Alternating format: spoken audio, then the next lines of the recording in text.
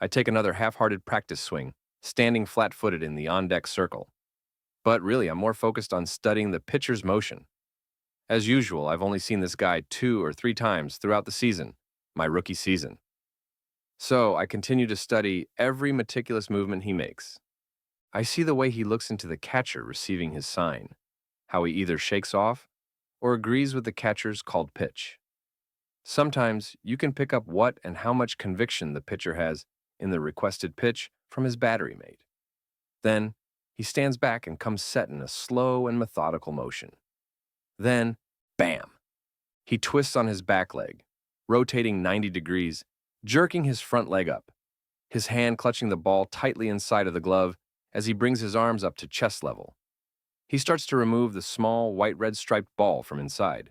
He draws his right arm back. The ball flashes in my eyesight for a mere fraction of a second. He leans back, then lunges forward, his arm whipping from behind. His front leg stabs into the dirt in front of the mound, planting his drive leg firmly. His arm rockets forward, slinging the 9-inch, 5-ounce ball straight at Walt, the batter. It reaches home plate in less than half a second. My eye glances up to the scoreboard. 99 miles per hour. Wow. That's going to be tough to hit, I think, silently taking another practice rip. But I think I've got him measured at this point. That's the 5th pitch that Walt has made him throw, fouling off the last 2. I stand bat on my shoulder, waiting for him to throw his next pitch. It's cold enough to see my own breath every time I breathe. Yet somehow, my body isn't feeling it. I'm anxious, nervous for what could happen in the next few seconds. The pitcher throws his next pitch. The stadium erupts into a frenzy of flashes that are almost blinding. Another element that I'll have to account for.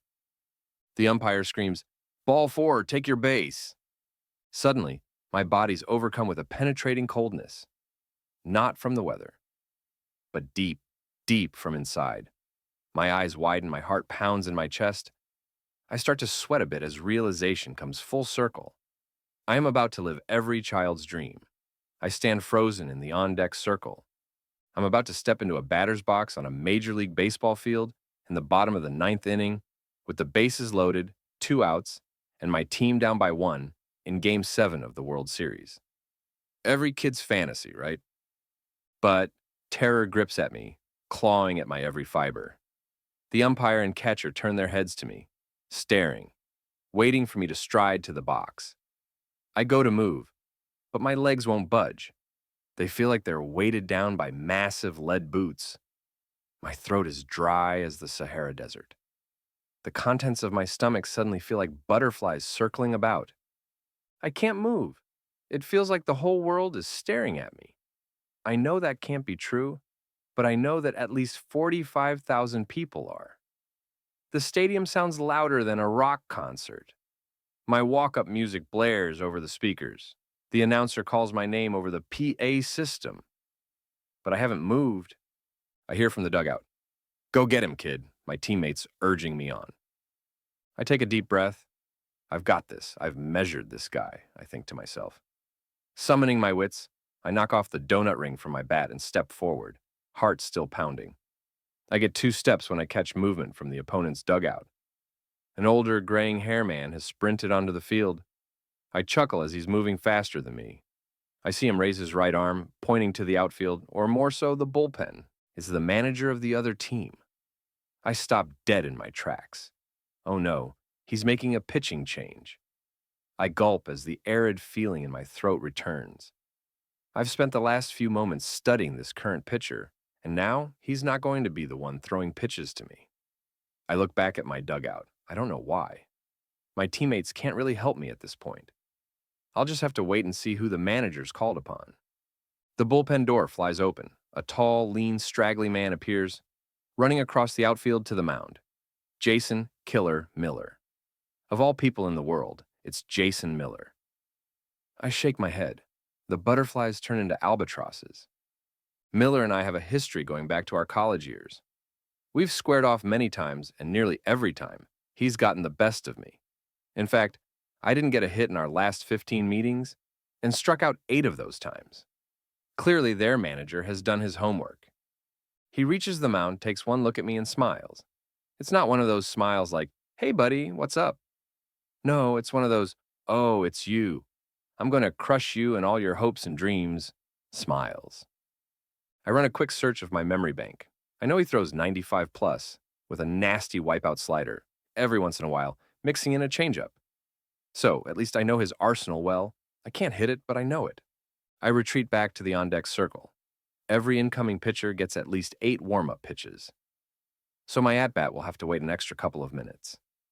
This may be a good thing as I try to settle those albatross birds buzzing in my stomach. Taking a few more practice cuts, I fight to mask my feelings to the fans in the stadium and the millions watching at home.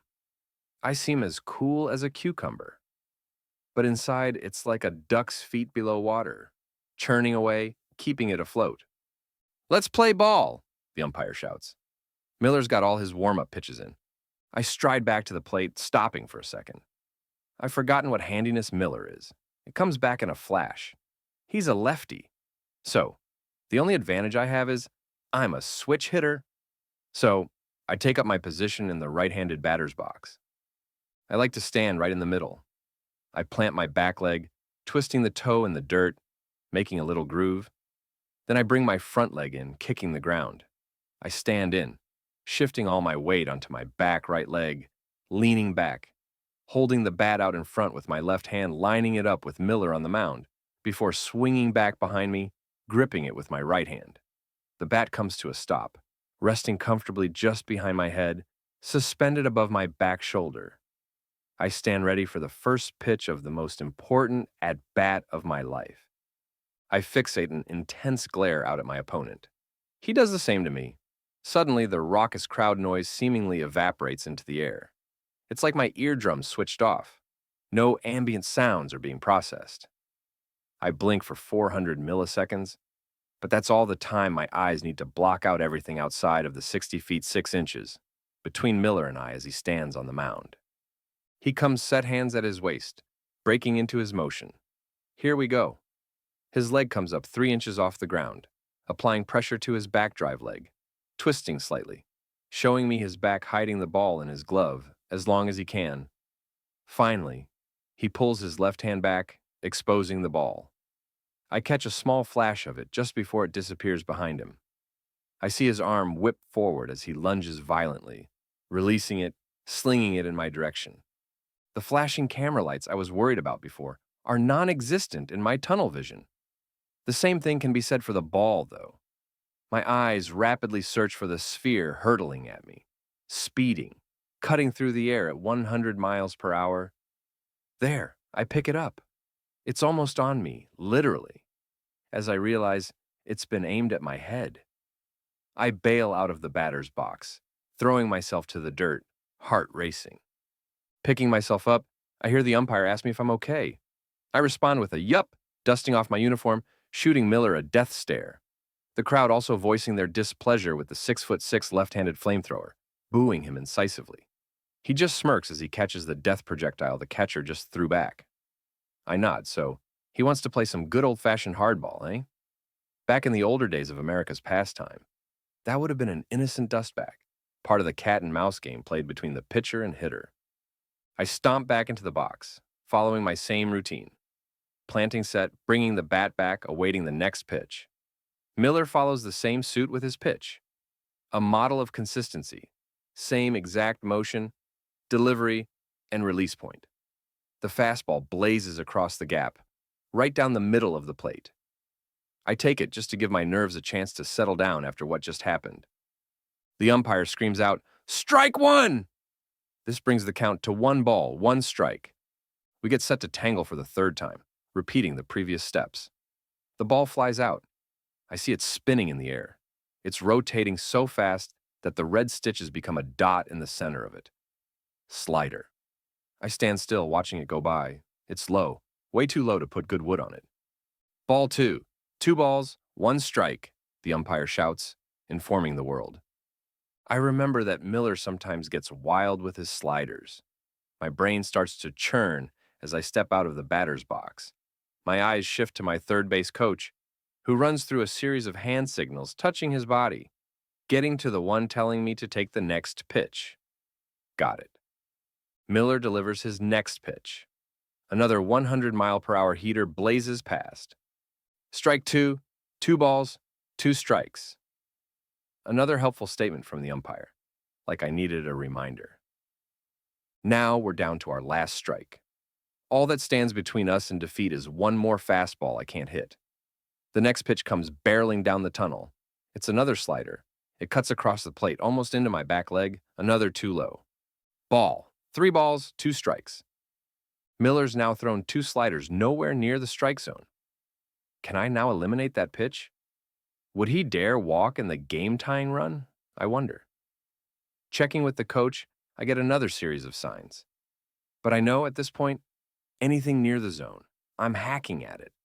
If I can't put it in play, I need to at least foul it off. I anxiously, nervously await the next pitch. In my mind, I'm all set and geared up for another heater. Miller gets his sign, come set. I'm ready. A flurry of movement, here comes the pitch. No spin, fastball, I've got him, I see it. I rock back, coiling, readying my body to explode forward, lifting my front leg striding, planting my left foot firmly. My hips start their rotation, displacing the energy and momentum my legs have generated. My torso twists, bringing with it my hands along with the bat. The 9-inch ball, made of cork and rubber, wrapped tightly with yarn and covered with cowhide, connects with my 2.5-inch wooden bat. The crack is unmistakable, and there's nothing quite like it in the world. I've loved that sound ever since I was a kid growing up watching games with my dad. I love the other sounds, along with the smells of grass, dirt, hot dogs, French fries, the vendor yelling, "Hot dog! Come get your hot dog!" and people frantically cheering, some booing, depending upon their allegiances to the two respective teams playing. To me, there isn't anything like it in the world. Except this time around, I hear a noticeably different sound as the ball screams off the bat in the opposite direction of where it needs to go. My hands sting from the mixture of cold air and the vibrations from the wood stick in my hands. I timed the pitch just right, but I missed the location. The ball ricocheted off the bat closer to the handle, sending it careening up and over my head and out of the field of play. I just missed it, but it didn't end the game, as the foul ball bought me another pitch. I stepped back out of the box, giving my hands a moment to stop stinging before stepping back in. Here we go, one more time. I can see Miller's face. For the first time ever squaring off against him, I can see a small tinge of concern. I've got his fastball timed now, and he knows it.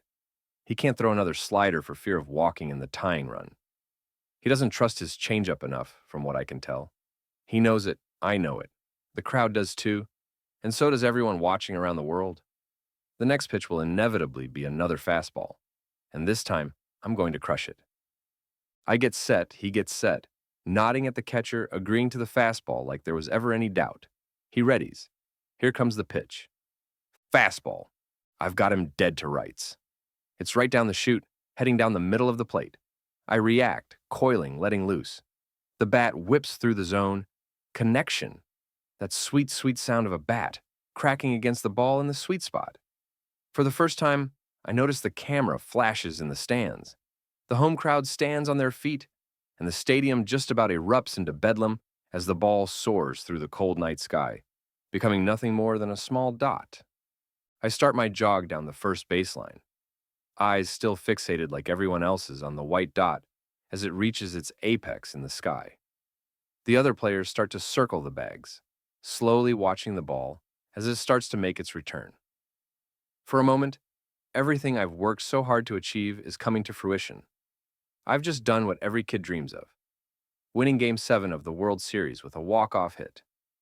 As I approach first base, out of my peripheral vision, I catch someone streaking across the outfield. It's their center fielder. He's racing to the wall, slowing down, timing something, timing a jump. My eyes dart back up to the ball. Oh no, I've put too much height on it. The cold night air and wind have wrapped snugly around the ball, reducing its momentum. It's tumbling down. My heart instantly goes from my throat to my feet as he leaps. To my teammates, the home crowd, and my horror, the ball disappears into a black abyss. It doesn't disappear beyond the wall, but into the center fielder's glove for the third and final out of the World Series. I stop looking, shocked. We've lost. I've lost. Miller is jumping around the mound like a schoolboy. His teammates rush past me to congratulate him and each other. I hang my head, walking solemnly back to the dugout. How am I going to look my teammates in the face now? Walt approaches from behind me and whispers in my ear. "It's okay, kid. We'll get him next time," he says, perking me up a bit. "But Grandpa, how is this one of the best moments of your career?" Samuel asks, breaking into my recounting of what I consider the most defining moments of my career and life. "You lost the game." I look down at him and his brother Johnny with a smile. "True, Samuel, very true," I say. "But I learned a valuable lesson about life that night. It's not always about winning. Sometimes you have to fail to be a good winner because it makes you humble, and it makes you appreciate it more because you know what the opposite feels like. The best success stories often are preceded by failures. It also drove me the rest of my Hall of Fame career. You see, Walt was right. 2 years later, we were back in the series, and I found myself back in a similar situation, and that time, I got the knock and we won the game. Sometimes, Samuel, we learn more about ourselves in defeat than we ever do in winning. That's what makes that game, that single at-bat, one of my most cherished baseball memories.